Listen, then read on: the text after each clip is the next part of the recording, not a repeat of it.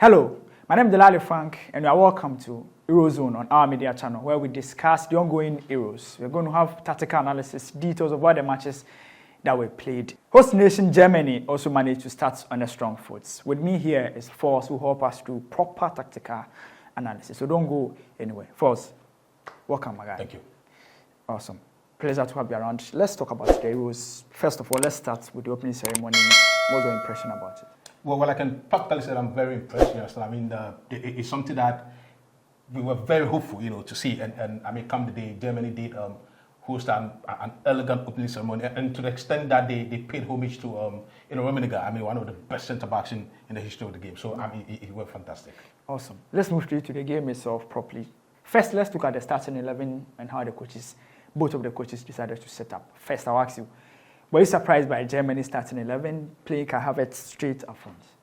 Yes, I was a bit surprised, because I thought that Fulkrug was going to, lead the line, because across the season it was fantastic for Dortmund. In the Champions League finals, it was a hell of a menace for Dortmund for against Real Madrid. Yeah. So I thought that in the 4-2-3-1 it was going to be the focal point, but he rather chose to go with Kai Havertz, who is not strictly a striker, but gives you a different dimension altogether. So yes, apart from that bit, the normal suspects were in the game, and I wasn't really surprised about any other aspect except the Kai Havertz aspect. Well, let's look at Germany and how they decided to set up. First of all, there was pressure on them as host nation, but they managed to keep it calm. How important was that victory that they got at home? It was massive. It was humongous. It was cataclysmic.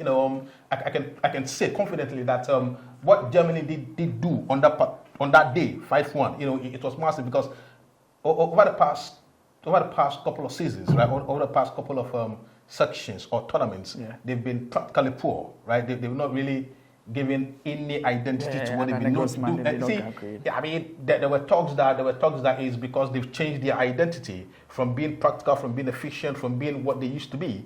Because Pep Guardiola came into Germany and they changed their tactical disposition.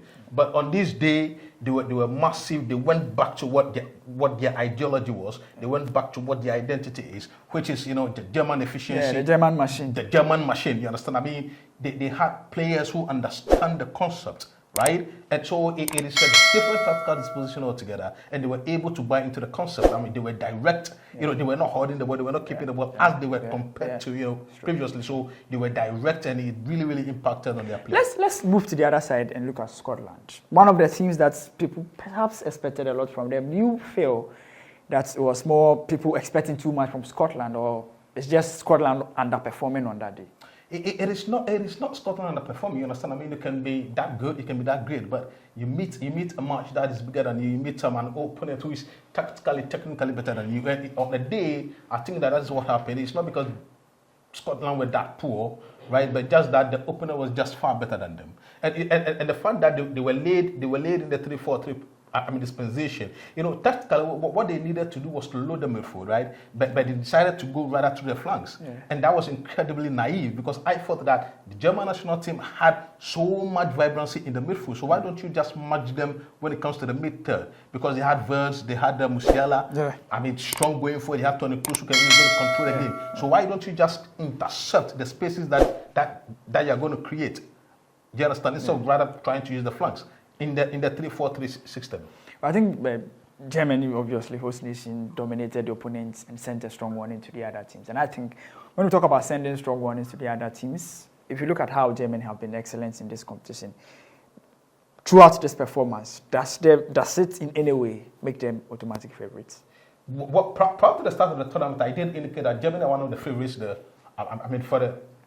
for the Euros, right? But it's not going to be on a silver platter, because we've got equally good teams in the tournament. We've got Spain, who despite Croatia 3-0. We've got England, who were not flamboyant, but they did get the job done. But what is going to happen is that they're going to have some momentum, they're going to have some confidence about them, which is going to propel them this match. And the fact that they are playing in Germany, they are the host country, added momentum, added pressure. And if you're able to, manage the pressure well, the pressure is going to bring out the best in you. And I think that's what's going to happen. Thank you, Force, for the proper analysis. So this is the detailed and tactical analysis of Germany's game against Scotland.